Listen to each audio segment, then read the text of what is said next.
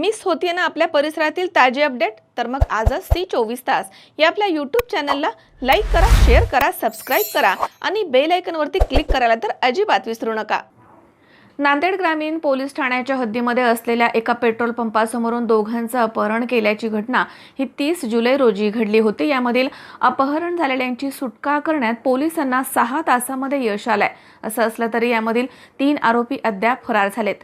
नांदेड ग्रामीण पोलीस ठाण्याच्या हद्दीमधील पेन्सलवार पेट्रोल पंपाच्या समोरून दोघांचं अपहरण करण्यात आलं होतं। दरम्यान पोलीस अधीक्षक अविनाश कुमार यांनी अपहरण करणाऱ्यांचा शोध घेण्याचे आदेश नांदेड ग्रामीण पोलिसांना दिले आहेत आणि त्यानुसार पोलीस निरीक्षक बाळासाहेब रोकडे यांनी अपहरण झालेल्या 2 व्यक्तींचा शोध घेण्यासाठी तपासाची चक्र फिरवत गुन्हे शोध पथकामधील अधिकारी आणि अंमलदारांच्या टीम तयार करून 2 व्यक्तींचा शोध घेण्यासाठी बाहेर जिल्ह्यामध्ये पाठवले आहेत।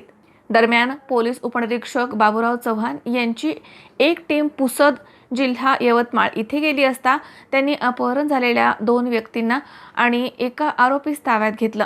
पोलिसांनी अवघ्या 6 तासांमध्ये अपहरण झालेल्या 2 व्यक्तींना शोधून त्यांच्या नातेवाईकांच्या ताब्यात दिलं आहे। दरम्यान या प्रकरणामध्ये आरोपी सुनील बंडू साबळे याला ताब्यात घेण्यात आलंय। यामधील पुसद तालुक्यातील रहिवासी 3 आरोपी अविनाश दत्ता मोहिते, राजू मंदाळे आणि विकास नरहरी खराटे हे मात्र अद्याप फरार झालेत। मजहर शेख सी 24 तास नांदेड।